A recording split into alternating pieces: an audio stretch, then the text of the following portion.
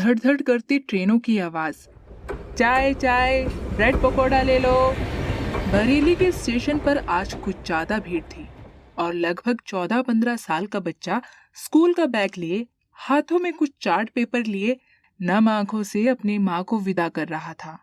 उसे देखकर ऐसा लग रहा था कि वो हॉस्टल जा रहा हो, जैसे अभिषेक जाया करता था। अभिषेक ये सोच ही रहा था कि पीछे से धक्का लगा। अरे भैया, काहे खड़े हो, आगे बढ़ो। तभी वो अपनी पुरानी यादों के बीच से बाहर आ गया और फिर आवाज आई, कृपया ध्यान दें, गाड़ी नंबर 22419 सुहेल देव सुपरफास्ट बरेली के रास्ते दिल्ली को जाने वाली ट्रेन अपने आधारित समय 3:25 पर प्लेटफॉर्म नंबर 2 से जाएगी। बस यही थी अभिषेक की मंजिल, दिल्ली। अभिषेक बरेली का रहने वाला था और वह दिल्ली जाने के लिए अपना बैग उठाकर ट्रेन में चढ़ गया। लेकिन उसे एक डर था कि कहीं टीटी उसे भगा ना दे, क्योंकि टिकट कंफर्म नहीं थी और आज ही का मौका था दिल्ली जाने का। अभिषेक के सामने वाली सीट पर एक आदमी माला जप रहा था। उसे देखकर ऐसा नहीं लग रहा था कि वो इतना बड़ा पुजारी होगा। मॉडर्न कपड़े और उम्र में अभिषेक से थोड़ा ज्यादा बड़ा लग रहा था। ट्रेन के लगभग सभी लोग उनकी बातों को बड़ी ध्यान से सुन रहे थे, जैसे श्री कृष्ण कोई ज्ञान दे रहे हों। तभी अभिषेक के बगल में बैठी एक औरत ने उनसे कुछ कहानी सुनाने को कहा और उन्होंने मुस्कुराते हुए कहानी शुरू भी कर दी। उस आदमी ने अभिषेक की तरफ देखकर एक हल्की सी मुस्कान दी और फिर कहा, तो सुनो सखी, कहानी का शीर्षक है कृष्णा की माया, कृष्णा ही जाने। अभिषेक को कहानियों में इंटरेस्ट नहीं था, इसलिए वो मैगजीन को उठाकर पढ़ने लगा। चलो, हम बरेली में ही खड़े हैं तो मैं आपको यहीं की कहानी सुनाता हूँ। एक लड़का था अभि नाम का, भगवान का बनाया हुआ बड़ा ही दिलचस्प आदमी, जिसे घर से लगाव नहीं था। शायद इसलिए कि उसने अपने आधे से ज्यादा जीवन घर से दूर रहकर ही बिताया था। कभी हॉस्टल में रहकर तो कभी पढ़ाई के लिए अपने चाचा के घर पर रहकर। दोस्तों, अभिषेक भले ही मैगजीन पढ़ रहा था, लेकिन उसका ध्यान पता नहीं क्यों उस आदमी की कहानी में था, क्योंकि शायद वो खुद को इस कहानी से रिलेट कर पा रहा था। उस आदमी ने कहानी को आगे बढ़ाया। अभी सिर्फ अपने सपनों को अहमियत देता था, यहाँ तक कि उसने एक बार घर से भाग जाने का प्लान भी बनाया और काफी हद तक उसमें सफल भी रहा।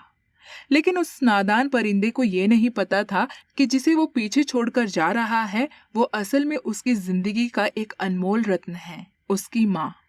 अभिषेक उनकी कहानी सुनते सुनते उसमें इतना खो गया कि वह खुद को उस कहानी का पात्र समझने लगा। वो सोचने लगा कि कहानी में आगे क्या होगा।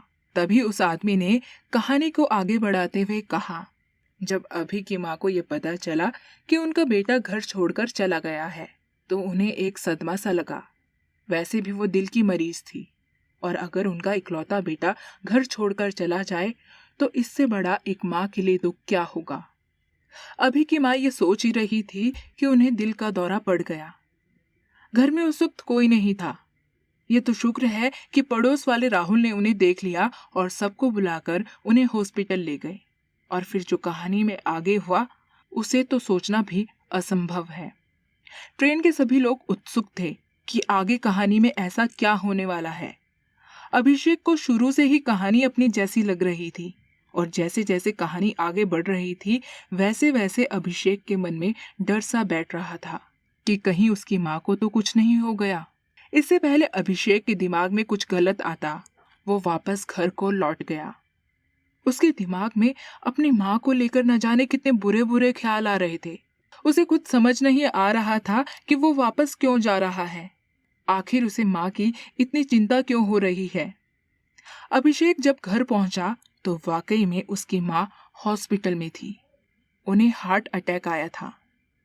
अभिषेक हॉस्पिटल पहुंचा तो उनके हालात कुछ सही थे। डॉक्टर ने 2 दिन में उन्हें डिस्चार्ज करने को भी कह दिया था। जब उसकी माँ को होश आया तो वो अभिषेक को देखकर खुश हो गई। अपने बेटे को देख माँ कहने लगी, आ गया अभिषेक तू, और तू चिंता मत कर, ठीक हूँ मैं। कान्हा जी मेरे साथ हैं। देखा, भगवान ने तुझे मेरे पास फिर से भेज दिया। कृष्णा की माया कृष्णा ही जाने। जब अभिषेक ने ये सुना तो उसे उस आदमी की कहानी याद आ गई जिसका शीर्षक था कृष्णा की माया कृष्णा ही जाने।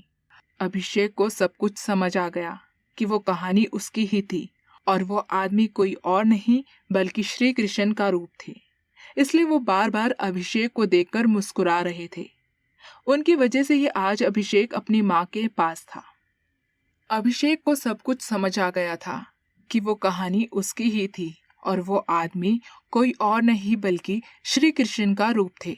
उनकी वजह से ही आज अभिषेक अपनी माँ के पास था। तो देखा दोस्तों, अद्भुत श्री कृष्ण की अद्भुत कहानी। आपको ये कहानी कैसी लगी आप हमें कमेंट बॉक्स में ज़रूर बताइएगा। और अगर आपको ये वीडियो पसंद आई है तो इसे ज़्यादा से ज़्यादा लाइक और शेयर ज़रूर करें।